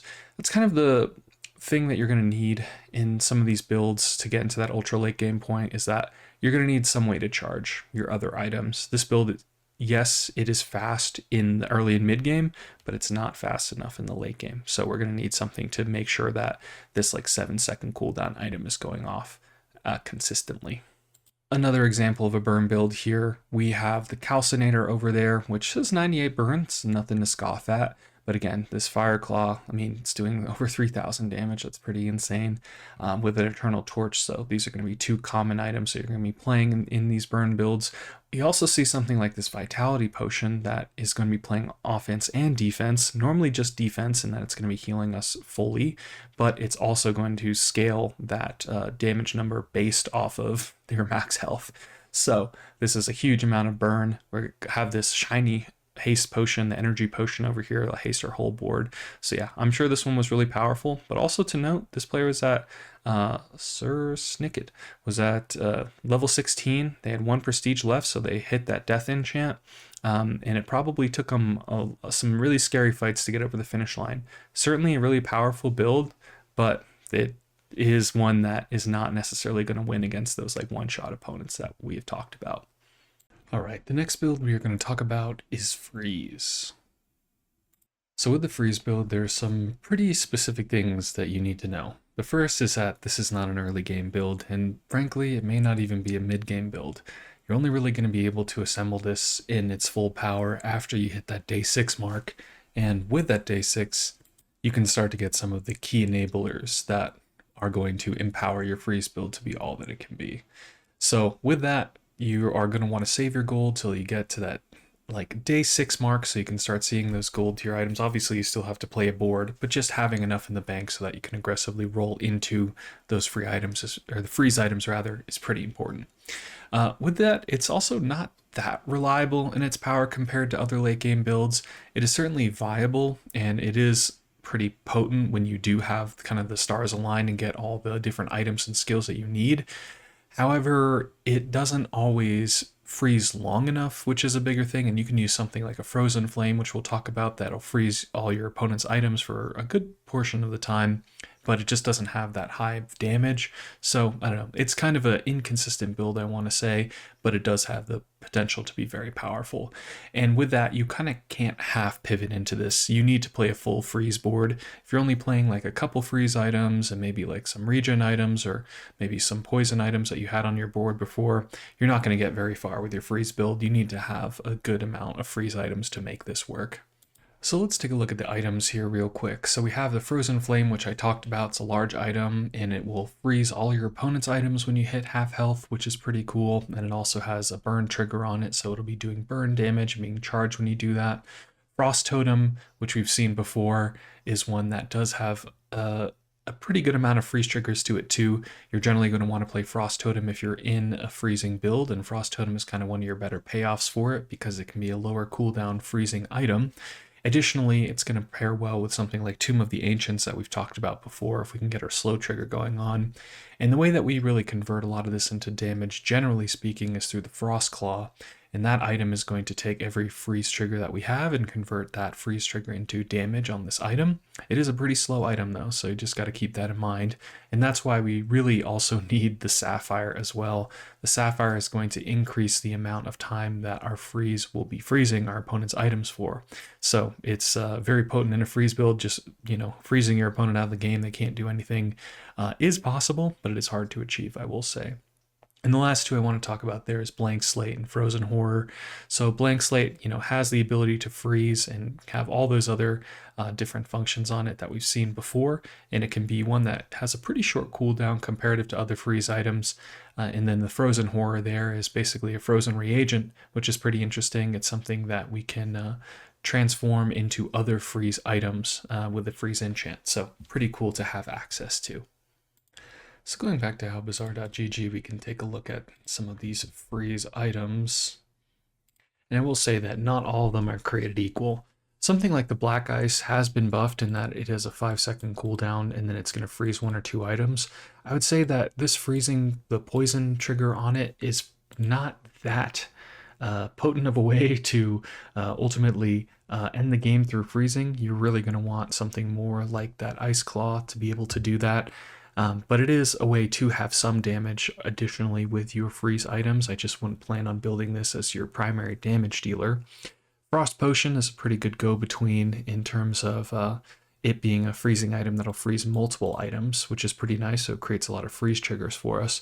And it's something that we're going to have to buy and sell a lot for the purpose of the Frost Totem. I would say that if you see a Frost Potion in your shop and you have a Frost Totem and you're trying to complete this quest of oh wait, never mind. They have changed Frost Totem. This is even better for us. So, oh no, never mind. They didn't change Frost Totem. This is worse for us.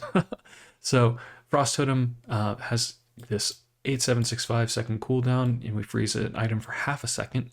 And thus, we also want to get its quests done, where we have to buy 4 freeze items and buy 5 relics.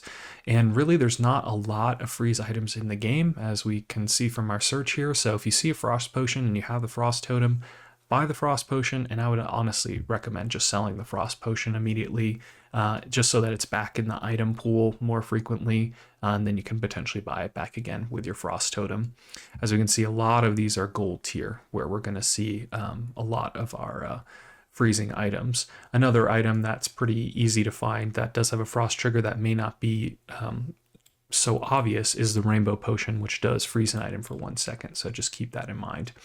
And then looking at the Frozen Flame here, this item having this clause of when you freeze, this gains more burn is pretty nice. You do want to find a way to generally charge this item, so when it's going to get all these triggers naturally.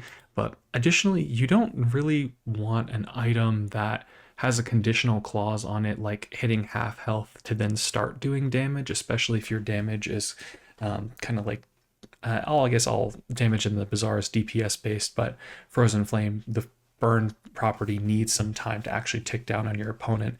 If this was just purely getting raw damage, that would be one thing, and then it could potentially one-shot our opponent, but it needs some time to tick down and burn.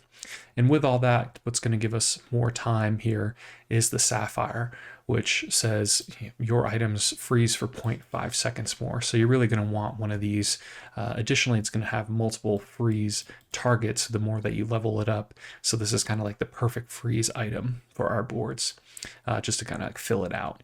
I will say the Weaselpede here, it's an item that I'm really unimpressed with. A 6-second cooldown for freezing an item for 1, 2, or 3 seconds. I mean, yeah, that's impactful on some boards, and if we can get it multicasting, sure. But having a 6-second item giving you 1 second of freeze is not a very good thing. Taking up 2 slots on your board. Realistically, you'd rather have like the Sapphire, you'd rather have this Ice Claw that's converting freezing into damage. The Ice Claw itself has 1 more second cooldown, and then it's freezing 2 or 3 other items. So just keep in mind that power level there. And then having your Ice Claw, having your Frozen Flame, Frost Totem, Blank Slate, things of this nature, that's really what you're going to want your board to be. I wouldn't lean personally into this Black Ice and then this Weaselpede. I would go for the other items instead. And while we're here, let's take a look at those skills so we can go down here. Initial Chill, is one that we can play very well with the Frozen Flame, so just keep that in mind.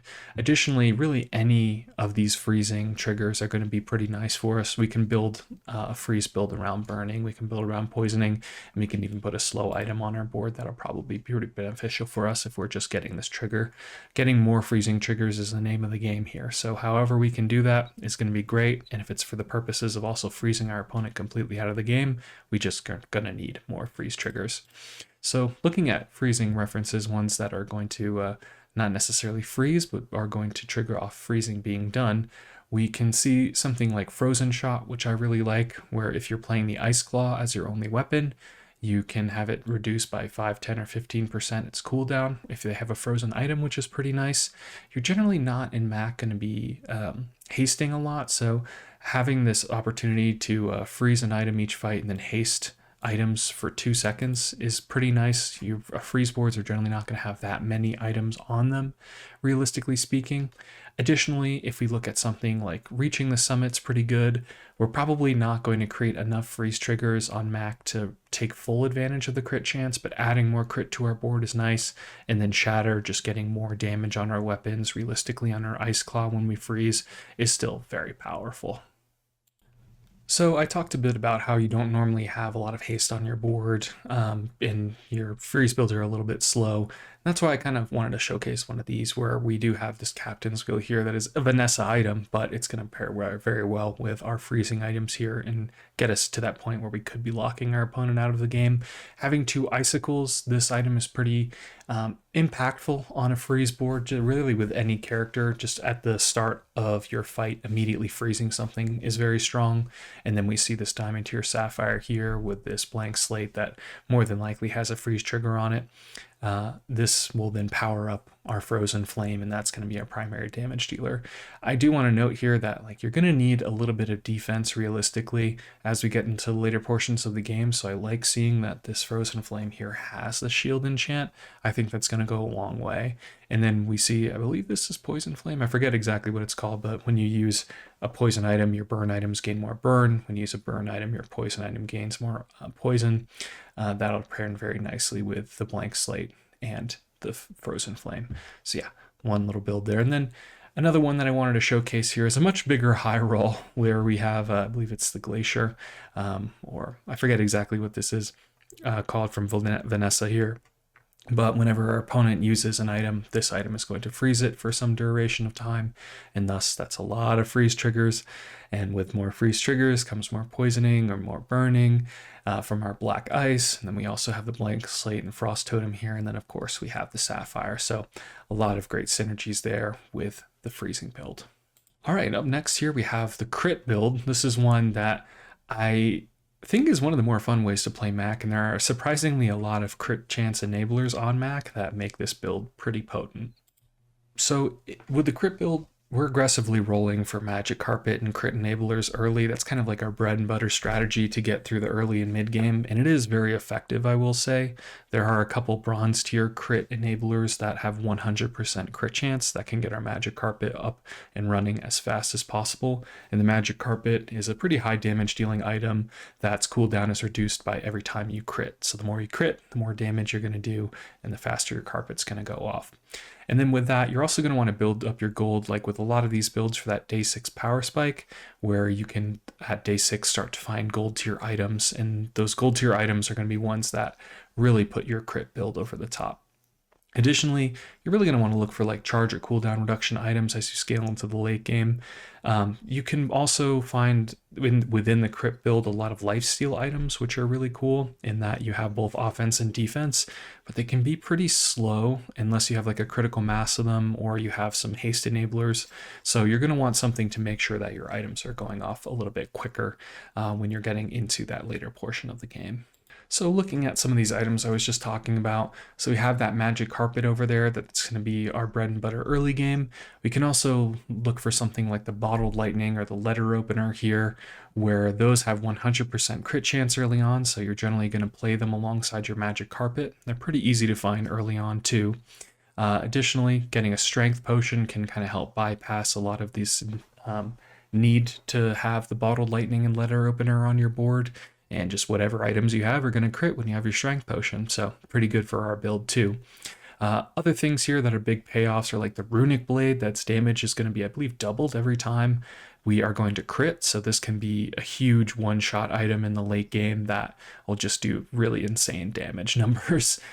Runic Great Axe is also an awesome option for this build in that it turns your lifesteal weapons into items that have 100% crit chance, so that feels pretty good. Ionized Lightning is our crit reagent, so we can roll this into different crit items, and additionally it has a pretty high level of crit that it's going to give to our items regardless, so it's not unwise to play this on our board. And then the Palanquin, this one, I'm going to say it's not going to go into all your crit builds. It has a very potent effect where it will start to reduce the cooldown of your items that do crit, but it's by like 4 and 6%. It'll stack up if you have like a magic carpet and things of this nature, but realistically, this is 3 slots on your board for getting your build to be better later in the fight, when what we really need on the crit build is for our build to be up and running sooner rather than later. So Palanquin can be good, but I wouldn't really recommend it unless you have the perfect board for it. And just taking a closer look at the item here and the other items for the crit build. So the nice thing about the Palanquin is it does have this 30 and 50% crit chance when we get it to higher tiers, and then also reducing items cooldown by 8 and 12%. Yeah, 12% is going to be pretty great. 4% is not great. And adding that 15% crit chance to our board is probably going to be rather negligible. So silver tier Palanquin I don't like. A diamond tier Palanquin sounds almost amazing, but again, it's really going to be tough to get a gold tier one of these and fit it on our board in a time that is in a timely fashion. And then let's take a look at that magic carpet here. So again, the bread and butter item in the early game starts at 7 seconds, but when you crit, you reduce this item's cooldown by 1 second for the fight, and it starts flying, and it can crit itself and reduce that cooldown. So if we can get this with more crit chance on it, it'll self-fuel, but realistically what we want to do is get some more crit enablers to get this down to 1 second and just have it go off like a machine gun. So yeah, a lot of good stuff there. And then, you know, just going and clicking the crit buttons here for Mac, there are a decent amount of crit items that Mac has access to. We can even see something like Orly that can give a pretty high amount of crit chance once an item starts flying. However, it's not going to be perfect for your crit builds. The thing about crit on Mac is that you have such impressive enablers that adding crit chance to your board like this, when you're just giving like 30% or 40% crit chance for your items, is not that impactful, because it's not the problem. You already have 100% crit chance on a lot of your items if you're playing this build correctly. So having something that gives crit to your board, it's really not necessary, especially when you think about when you crit, an item starts flying. Well, you would have already wanted that item to crit, and Orly wasn't doing anything to get you there. So just think about it that way. And yeah, talking about the strength potion here, I mean, perfect example, your items, all of your items gain 100% crit chance for this amount of time. Just keep in mind this cooldown here, it's at 7 seconds, so ideally what you want is for this to go off and then your other items to go off and crit. So you want more like that 7.5, 8 second cooldown item, but that is rather slow. So realistically, you're probably going to want to like reduce the cooldown of this item specifically, or have some haste on it, something of that nature.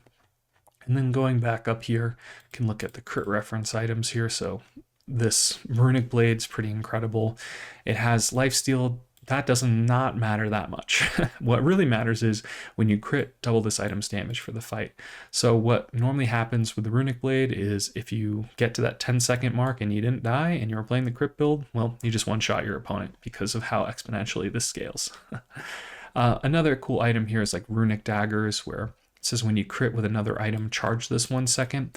I will say that it's really good at diamond tier, silver tier, not that good. But realistically, what you want to do with runic daggers is also play it on a board with runic great axe, which says your lifesteal weapons have plus 100% crit chance. So with your runic great axe, this is going to be kind of your mid to late game enabler for the crit build. And lifesteal max surprisingly has like a decent amount of ways to give your other items lifesteal. We can look at that with like the runic potion. Oh, right. Crit. Take that off there. Yeah, so Runic Potion here, haste your lifesteal weapons for 1 second, and a weapon gains lifesteal for the fight. And if you can get it to higher tiers here, that's going to work out well for you. The nice thing about it too is it has this 4 second cooldown, so it's kind of like an all-in-one. Give your weapon lifesteal, thus it has a 100% crit chance, and it's going to be hasted. So this is all very potent with a Runic Great Axe. So just think about that with your board.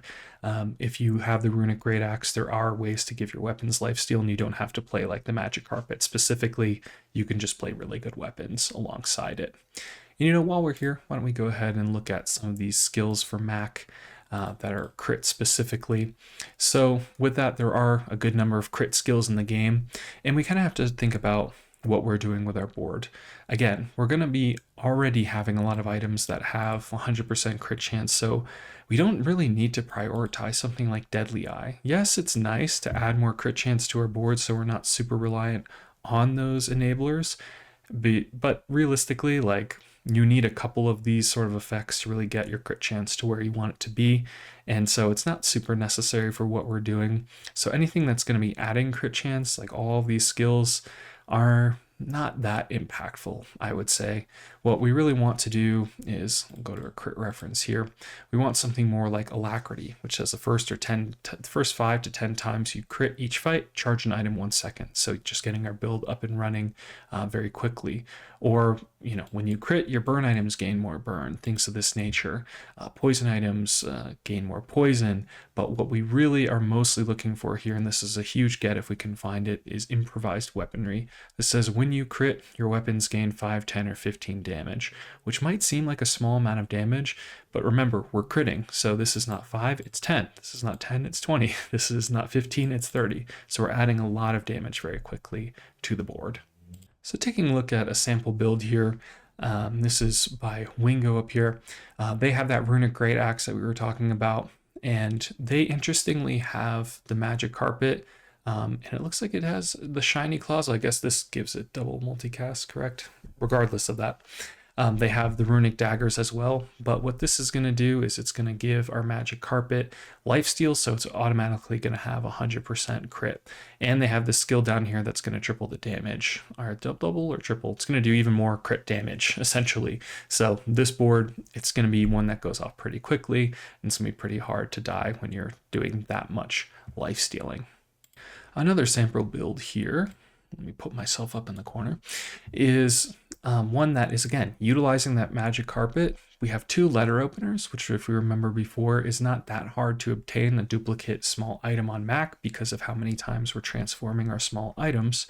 And then they have the Runic Blade here, which basically, you know, this is how we survive, is this Magic Carpet that has lifesteal from our Mortar and Pestle.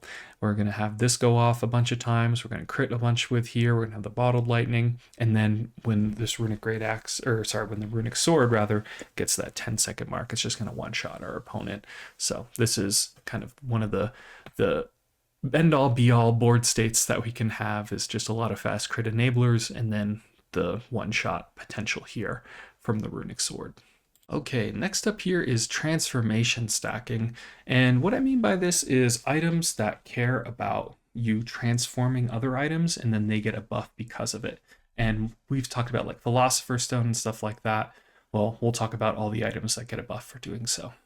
So in this strategy, we're going to find an item that cares about that transforming other items pretty early on. And then we're going to find a lot of items that give us catalysts when we buy them or at the start of each day, and items that also give us reagents at the start of each day. And mind you, we can also just buy and sell reagents inherently from the shops and things of this nature. But really, that catalyst creation and that catalyst getting more of those, it's what's going to enable our build to be all that it can be. Because we're going to naturally find reagents, but you do not naturally find catalysts to purchase in shops unless it is specifically on an item that will generate a catalyst immediately.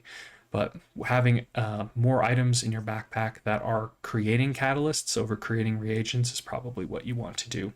A nice thing about this build is that 2 of the primary ways that we play this, they create a reagent at the beginning of each day that we can then transform and then utilize that to be a little bit of an economy item. It's going to be a chunk of gold. We start with a chunk of lead, transform it, and then it becomes a chunk of gold, and then it'll sell off for a number of gold dependent on its rarity. And then another piece here is we're going to want to upgrade our stacking item as soon as possible. The faster we upgrade it, the more it's going to get when we go and transform another item. So we just want to ensure that we are kind of getting the most out of our transforming as early as possible. So talking about these items here real quick, the calcinator is going to be probably the primary way that you're going to play this build. It is going to, whenever we transform an item, it's going to get more burn damage. The retort is its counterpart, where if we, again, transform an item while we have a retort, or a reagent specifically, the retort is going to get to be doing more poisoning. But again, I'm more of a fan of burning builds in the Bazaar than I am of poisonings realistically. So if you can get your calcinator up online, that's probably going to be the better of the two. Then there's the Philosopher's Stone, which we've seen before. It's going to allow us to build up a lot of regen on this item. However, thinking about that, we want an offensive capability, so not just purely playing defensive with this build. So we can get this huge Philosopher's Stone, but if we have no way to transform that into damage, that amount of regen, then we're probably not where we want to be. And there's a lot of different items that we can put in our backpack and just keep them there for the sole purpose of creating catalysts and reagents. And one that I really like is behind me here. It's the Alembic. It's the one that is going to transform the item to the left of it into a potion, which if we have a reagent there at the start of each day when it does that, that's going to count towards our calcinator, retort, or Philosopher's Stone stacking. And the Alembic's going to create a catalyst for us. So two really nice things. It's kind of like a 2-in-1 that we get for having this item in our backpack. Another way that we can pretty consistently and frequently transform items is with the potion distillery, because it says whenever we go to a shop, the item to the left of this turns into a potion. So if we put a reagent there, well, that reagent turned into a potion, the calcinator, retort, or whatever sees that, and thus we have another trigger there. And then of course you're going to want to buy a bunch of reagents in this build, keep them around. You're going to want to find a way where you can, again, be consistently transforming them with something like that potion distillery or a bunch of catalysts. So just keep that in mind. You can buy too many reagents. It's really kind of like a fine line that you're trying to balance on here. And then in the late game, I think the library is second to none in this build in terms of what it does. It's reducing the cooldown of your big stacking item, and it's also increasing the cooldown of your opponent's weapons. So it's good offense and defense at the same time, and we're really going to need that in this sort of build. So let's take a closer look at those items and see what I'm talking about here. So the calcinator, again, this is going to be our, I would say, primary way of going about this build. We can get it at bronze tier, so it's something that we can get pretty much right away in the Bazaar. It says when you transform a reagent, this permanently gains 3, 5, 7, or 9 burn.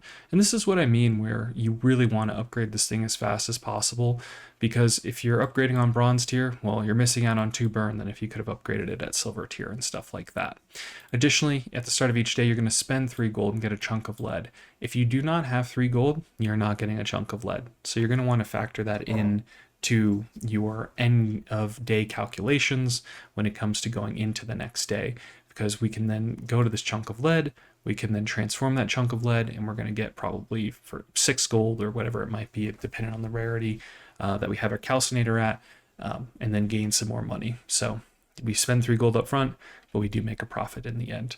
And then its counterpart here, you can see, is the retort, where it has a little bit lower cooldown. It's going off at 6 seconds, and it's doing the same thing here. It's scaling even the same way, and you'll get a chunk of gold because of it. We've looked at the Philosopher's Stone, but they're just pulling it up either way. It has a 5-second cooldown, so it's the fastest of these transformation stackers, and it's one that we can put something like burn on it, or we can put obsidian on it, something like that, and it can be a primary damage dealer. However, you're probably going to want to find a better way of dealing damage somewhere along the way. Notably, it's not going to give you nearly as much benefit at its silver, gold, and diamond tiers compared to the other transformation stacking items. So, at the Philosopher's Stone, if you're stacking it at bronze tier versus stacking at silver tier, well, yeah, you missed out on 1 regen. That can be pretty big, but I wouldn't worry too much about it. And again, the big thing here is that you can buy this and get a catalyst. So if you see this in the shop and you're not even transforming and stacking a philosopher stone, you can just buy and sell this, lose 1 gold to basically get a catalyst if this is at bronze tier, which is pretty good. Catalysts don't need to be of any specific rarity, just transform another item. They're going to a bronze tier catalyst is going to transform a diamond tier item. So just keep that in mind. And then, yeah, let's look at some of these other items like the Alembic, where again, start of each day, we get a catalyst, which is really nice. We're transforming an item into the left of this into a potion. And when we buy this, we get a small reagent. So there's a lot going for this. We're not playing this on our board. It is not meant for that. But one nice thing here is if you do go down this rabbit hole of transforming a bunch of different items, you can put an enchant on the Alembic. And let's say we have obsidian. Well, the item that we're now getting when we go to the start of our day and transform the thing to the left of this into a potion, that potion is going to have obsidian. So that's pretty cool. Other than that, I do want to talk about the potion distillery, just so you can see what I'm talking about there. Potion distillery, there you go. We're not using it for any of these clauses here. We are simply using it for this: when you visit a merchant, transform a small item to the left of this into a potion. So it's kind of a way to cheat a little bit on our reagent transformations. Yeah, we're turning them into a potion, which kind of sucks. If we turn them into more reagents and this could go infinite, that'd be awesome, but it'd also be pretty broken too. So just keep that in mind, that if you see this potion distillery, it can be really good when we're buying and selling a lot of reagents. And speaking of which, we can look at our reagents. There are 12 on Mac that we can get, and they're all doing different things. Cloud Wisp can give us turbo items, Death Cap, poison items. Distilled Sunlight is the one that I really want to talk about though here. It has this cooldown reduction clause on it, which is very strong. It's something that we could play on our board and put it on our retort or our calcinator, and that's good. However, this enchant, when we transform that item into a shiny item if able. That is the big thing here. Shiny is such an impactful enchant here in the Bazaar, because using an item twice, that's not really how the game was balanced in a lot of ways. So if you have like your huge item that is your primary damage dealer going off twice, that's going to be insane, but also a lot for these smaller items too. So thinking about like if we have a vitality potion at gold tier that's shiny, well, normally it heals us for half our health or 75%, can't remember, but now it's going to do, that twice, and so we're going to get full healed and stuff like that. Shiny can just do some really incredible things, and getting 2 triggers of what our item is doing on the board can be something that kind of puts our items over the top. There's also some items that specifically care about an enchanted item being used, so we can look at something like the atmospheric sampler, which says when you use an enchanted or flying item, charge an enchanted or flying item 2 seconds. So if we have a shiny item, then it's going off twice. So this is 2 triggers of this charging another item, and that can be super, super potent. So yeah, Distilled Sunlight, I would really look out for that one, but really you're going to want to buy and sell a lot of these reagents just to make sure that your transformation stacking item is as big as it can be. And for skills, it's really going to depend on what item that you have. Creeping Toxin, Slow Burn, Sick Burn, Quick Ignition, these are all ones that are going to get your build up and running a little bit faster here, using slow items, charging your poison items, using slow items, charging your burn items, Sick Burn, Quick Ignition, giving haste to these other items and stuff like that. But again, it's really going to depend on what you have in terms of what your big stacking item is, and then those skills that combine or work well and synergize well with that specific poison, burn, or regen is what you're going to want to get. So looking at some sample builds here, this is what we can do. This is a huge calcinator that has the obsidian enchant on it. So not only is it going to do a lot of burn damage, but it's also going to do a lot of fire damage. We also see a philosopher's stone over here that's getting pretty big at 121, so that's a good amount of regen. We also see some really great items that keep us alive here. One is the shiny haste potion, so that's going to double up on the haste that it gives to all of our items. We then have this vitality potion that's going to give us a full heal. We can see that this player, Imperial Ooze, had over 5,200 health, and thus that's exactly what this potion is healing for. So it heals their entirety of their health. The library is going to be reducing the cooldown of all of their items. And then they have a fire claw to boot here. Realistically, you could probably look at this half of the board and that's all you need, but then you have this fire claw. And yeah, that's a pretty significant amount of burn damage with this transformation stacking build. And next up on our list of builds is potions. So potions have kind of gone through a couple different iterations, it feels like, in the Bazaar. They were at first broken, then they were nerfed, and then they were still kind of broken, but then they were nerfed, and then they were not in like that good of a spot. But if you have the right items, are really powerful, and kind of where we ended up is more in that they're not the most powerful thing you can be doing in the Bazaar, but if you have the right items, this is like the premier way to be playing Mac. And really, the right items is you get the Vial Launcher. The Vial Launcher is a very potent item. But for a game plan, I would say you don't need to commit to this build early. You can pivot into it in the late game. You're probably not going to want to go into the potion build if you don't have a payoff for it. Just having 10 potions on your board, yeah, it could kill your opponent, but realistically, it's not going to do it very effectively. You're going to need some sort of enabler to make sure you're going over the top.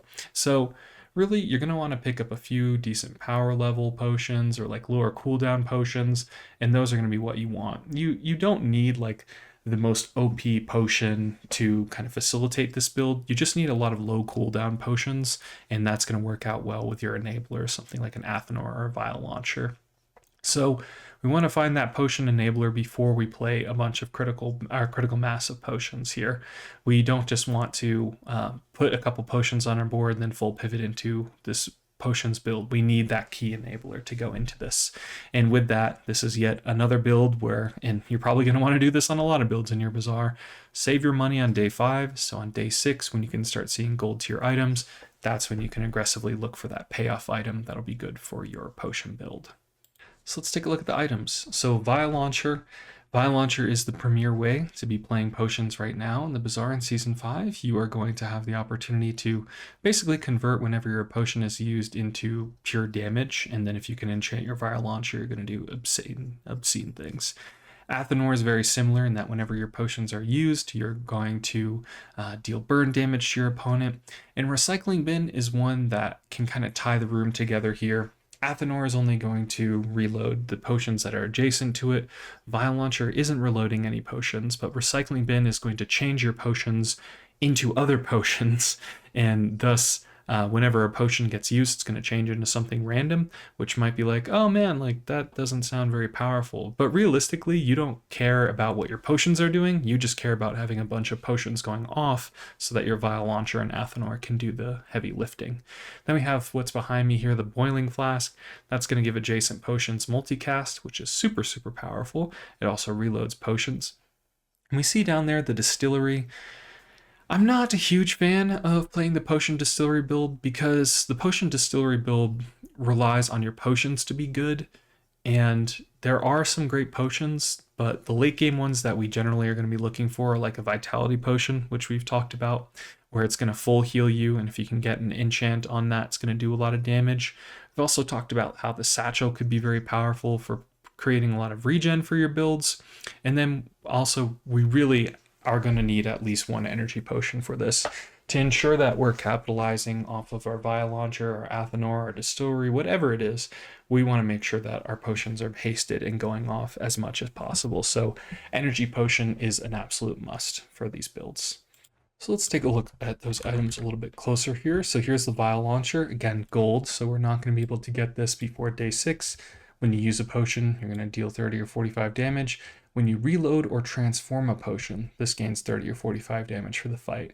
So we're going to want some way to be able to do that so that this Vial Launcher can stack up damage.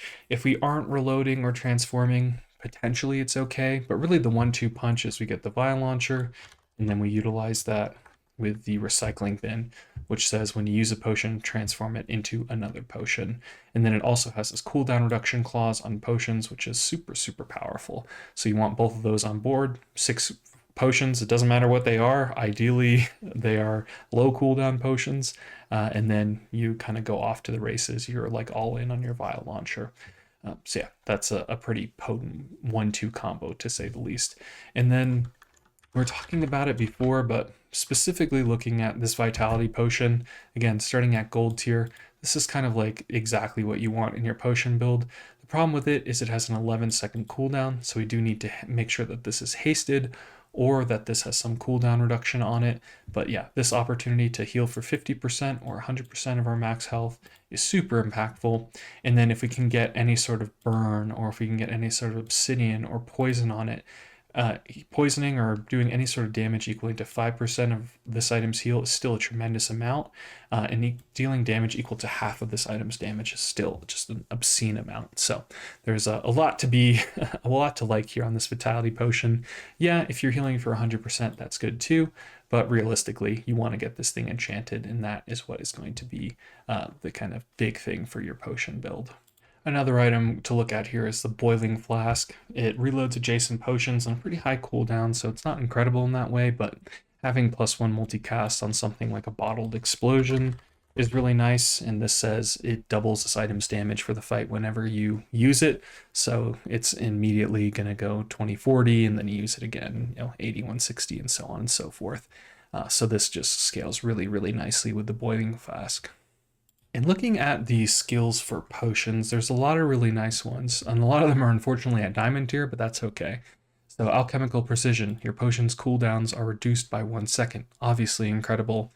Brewmaster, at the start of each fight, a potion gains +1 multicast. We love it. Dumpster Diving, it's going to be one that you certainly want to pick up. It's just to get more potions and potentially like increase the damage on your satchel, or if you can get this to a higher rarity, start getting higher rarity potions, feels pretty nice. Explosive Potions is okay. It is probably, we're not going to have a weapon on our board that, unless it's like Crocodile Tears or Bottled Lightning or a potion enchanted with obsidian, so this is not so important. Potent Potables as well, not super important, but I will say the one that we certainly want is Stocked. And at a silver tier, this plus ammo on your potion, with most potions being only having 1 ammo, we really, really want the Stocked skill. So if you see this, instant snap, pick it up. You're gonna thank yourself for having that Stock skill. Okay, so let's take a look at some examples here. So we can see, here's a vial launcher, here's a recycling bin. Doesn't really matter what these are. They're just fast potions. These potions turn into other potions and on a pretty quick cooldown, so immediately they're just going to transform into a bunch of other potions, and you're going to get your vial launcher going off, just popping off, doing all sorts of damage and stuff like that. So yeah, pretty self-explanatory in what we're doing here. We get the vial launcher, we get the recycling bin. Whatever is in between here is potions, and that's all we care about. Faster, the better. Another example of how we can go with potions here is with the payoff of Athenor. So if we remember, whenever we're using a potion, we are going to be burning. And we have this haste potion over here to make sure that that process starts as fast as possible. And yeah, we have some decent potions here, got some obsidian enchants on these, and we also have a bonk skill that's pretty nice. But realistically, what we're doing is we're just using our potions as much as possible, doing a lot of burn damage. We can see that we have this skill here of when we're poisoning, we're also increasing our burn. So having a poison potion here makes sense, as well as on the rainbow potion. So we're going to have those go off, our Athenor is going to go off, and this is going to be a primary damage dealer. We can also see that we've raised the ammo count of our potions, so the Athenor can be all the way on the far right, doesn't really matter. And then our potions are probably not going to need to go off more than 3 times each to have full effect on our opponents. So yeah, pretty nice build here. Okay, so we've looked at all the builds, but I still have one more thing I want to talk about, which is Mac's late game. You heard me talk a lot about it in this video of how his ultra late game is not kind of up to snuff compared to the other heroes, more specifically Stell, Vanessa, and Pygmalion. They all have access to like one-shot builds, which they basically have a weapon that is so powerful or scales so quickly that it one-shots you. On Mac, we don't really have that. So we kind of have to find ways to get our build to go underneath what our opponent is doing and to go off as fast as possible. So we can look at an item like Library, which is going to reduce our cooldown, Pendulum, Atmospheric Sampler. Those are all going to charge our items, get them going up much quicker. Distilled Sunlight is going to have that Shining Claws and the cooldown reduction. Runic Potion, we've talked about, where it's going to give us lifesteal and haste our items. Vitality Potion, again, has the potential to do obscene amount of damage. And our Energy Potion here. So you're going to need something to kind of go over the top of your opponents in the ultra late game. Mac does have some builds that go off very quickly and can potentially like freeze our opponents or slow them out of the game. But realistically, we're not going to be one-shotting them. We're still going to have our items going off a bunch of times to do that. And just quickly looking here at the library, we can see that all weapons cooldowns are increased by 1 or 1.5 seconds. And yeah, we can be playing weapons on Mac, but if we are, probably not going to be playing the library. But it's really this clause here, your non-weapon items cooldowns are decreased by 1 or 1.5 seconds. Also noting here that, again, we're afraid of is the one-shot build, and some weapons that kind of get out of hand. We generally create enough regen to beat poison builds and beat burn builds, but we just can't beat weapon builds in the late game in that way. So library doing the perfect thing for us, making our opponent's weapons slower and our non-weapons faster. And then really, if you can get it and you see it in your shop, you should be buying the pendulum. It is a diamond tier item, but it says when you use an adjacent item, charge the other adjacent item for 1 second. So this can create a lot of loops that are like pseudo infinite in how fast they go about, or at the very least reach the internal cooldown of the game. So they're going off like crazy, and that's kind of how you win. Again, the best Mac builds in the late game are the ones that go off quickly, and they're the ones that kind of just immediately charge each other as fast as possible and get underneath what our opponents are trying to do. Because we don't have that ability to one-shot them, we just have that ability to create a ton of triggers very quickly, and the pendulum allows us to do that. And with all that said, thank you for watching. I have really enjoyed putting this Mac guide together and kind of thinking critically about all these different builds and how to play them. I've played a good number of games on Mac here, and I can say it's a pretty fun hero and one that has a lot of ups and downs in the Bazaar.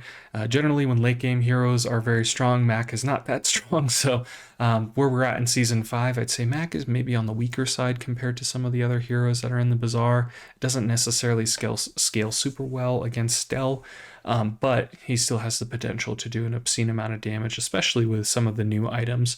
And I think the most fun part about Mac is that it's kind of like Dooley in that you create a bunch of triggers of something and you just have these obscene stacking damage numbers and regen numbers and whatever. It's just you create this Rube Goldberg machine that is actually effective. So you just create an engine, I guess. You just create something good. We love that. Regardless, I thank you all for watching here. If you like what I do, you can subscribe. I appreciate all of that. I have a couple different Mac videos and examples about how to play these actual builds that I've showcased in this guide that you can check out. I have this sort of video as well for Pygmalion Dooley, and a pretty old one for Vanessa that I need to update. And then the next one on the chopping block here is Stell, which will be coming out probably next month. Regardless of all that, I thank you again for the 3rd time here, maybe the 4th, maybe the 20th, but still, that thanks is very genuine here, as I appreciate all the support. With that, I hope you have a great rest of your day or evening. Bye-bye.